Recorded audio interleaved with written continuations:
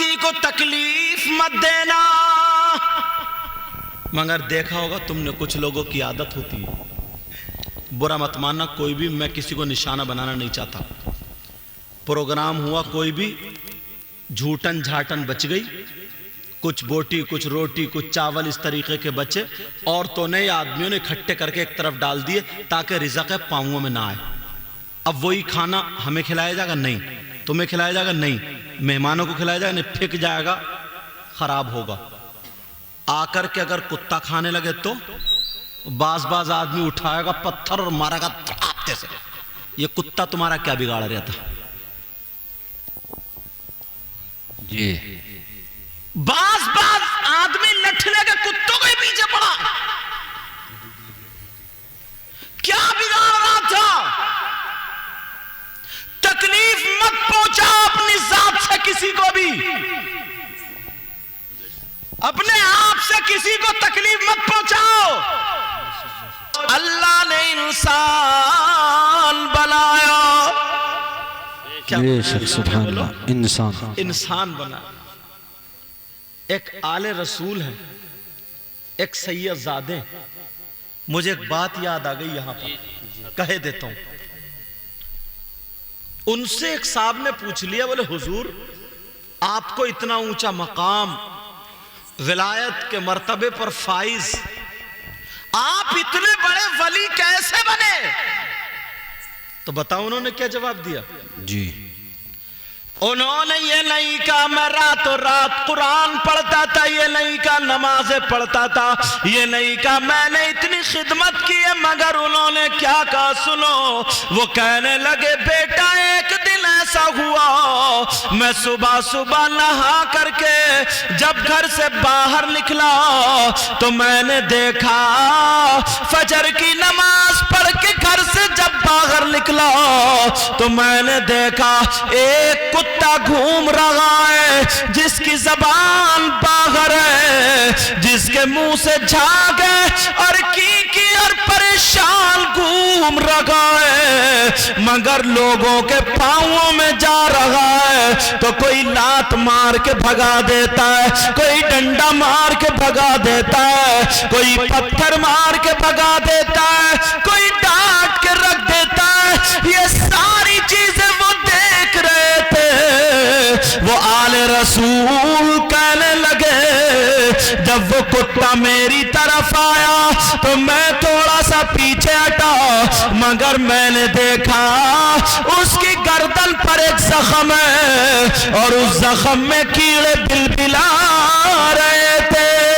वो अपनी जबान अगर होती तो ये कह देता लोगों मेरे कीड़े निकाल दो, मगर गर्दन पे कीड़े बिलबिला रहे हैं और कह रहा था मौला कोई इंसान मिल जाए जो मुझे सुकून और राहत पहुंचा दे, मगर कहीं तो बेचारे को डंडा मिला, कहीं पे लात मिली, कहीं पे आवाज मिली, डांट मिली।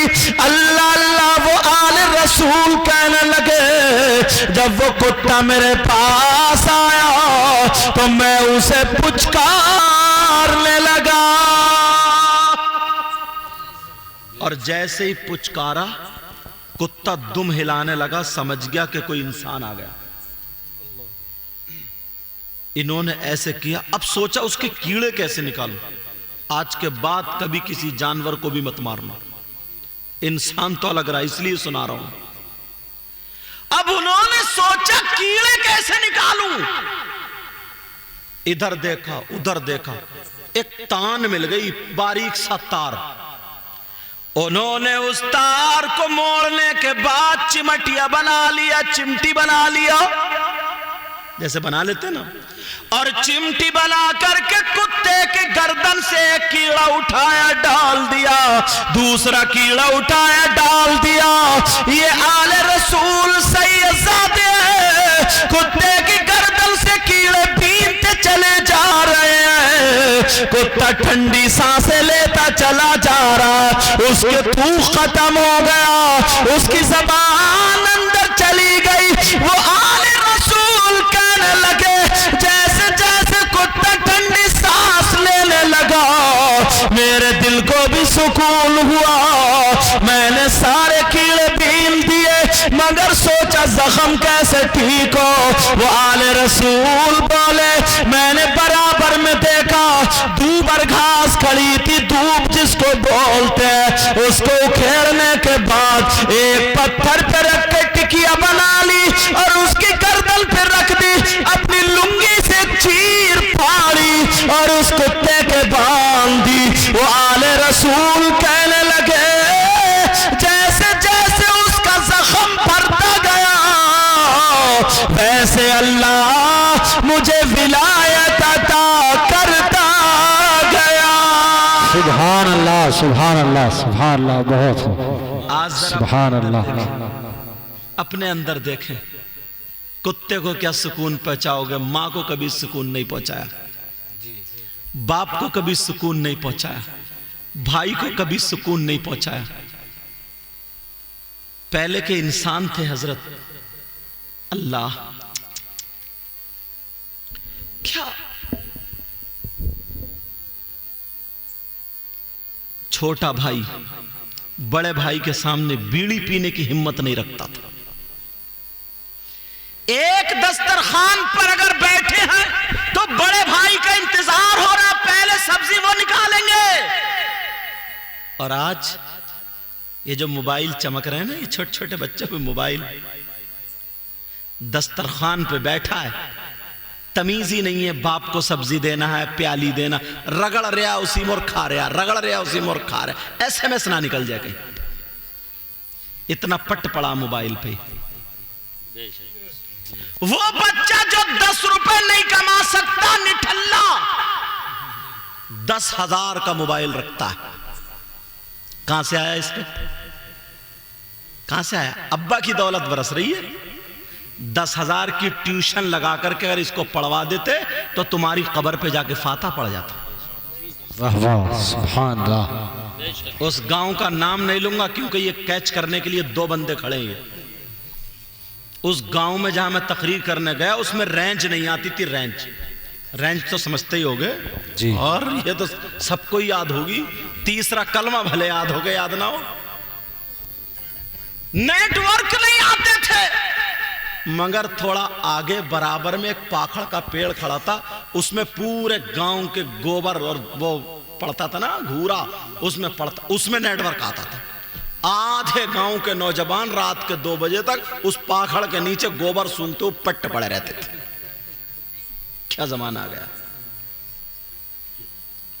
मैं इस बाप से पूछना चाहता हूं, मां से पूछना चाहता हूं, जो 10 रुपए कमाने के लायक नहीं, 10,000 का मोबाइल कहां से आया? किसने दिया? ये अब्बा ने दिया। और जब बिगड़ गया ना बच्चा, अब अब्बा का गिरेबान पकड़ रहा, दरवाजे पे खड़े होकर गाली दे रहा। अब इमाम साहब से कह रहे, इमाम साहब कोई ऐसा मियाँ बता दो जो एक ताबीज में मेरे बच्चों को सुधार दे। अब लठ होना चाहिए तुम्हारे लिए, लठ।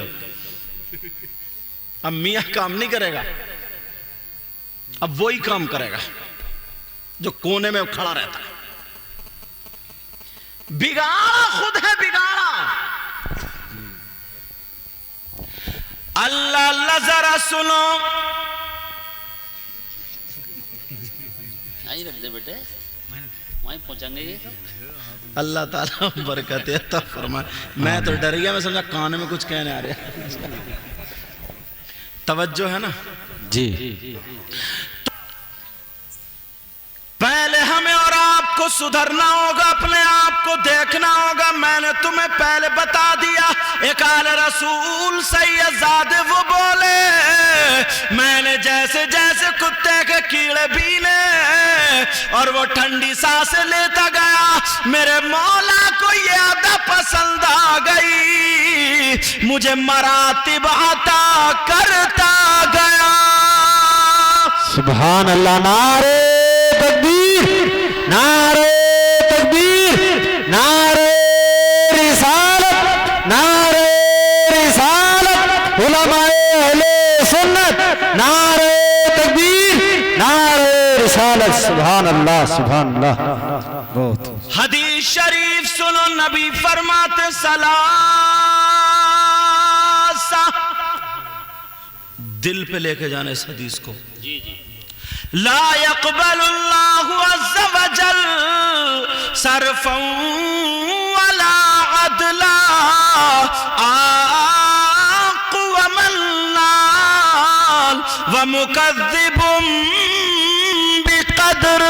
आमना के लाल बयान फरमाते हैं, आका इरशाद फरमाते हैं, पूरी दुनिया के लोगों को तलाश ढूंढो तो 3 तरह के लोग ऐसे भी हैं जो नमाज पढ़े तो उनकी नमाज कबूल नहीं होती, जो रोजे रखे तो उनके रोजे कबूल नहीं होते, जलसा करे उनका जलसा कबूल नहीं होता, तकरीरें करे उनकी तकरीरें कबूल नहीं होती, निजामत करे उनकी निजामत कबूल नहीं, नाते कबूल नहीं, कोई इबादत काबिल कबूल नहीं। जी अल्लाह कौन सा गुनाहगार है वो? 40% लोग हैं, झांको अपने गिरेबान में। नबी फरमाते अगर ये गुनाह करे जो मैं भी बयान करूंगा, वो पाप करे, कितनी नमाजें पढ़े उसकी कुछ कबूल नहीं। या अल्लाह कौन सा ऐसा गुनाह है कि नमाजें नहीं हो रही हैं, रोजे नहीं हो रहे, ज़कात नहीं, हज नहीं, आखिर गुनाह कौन सा है?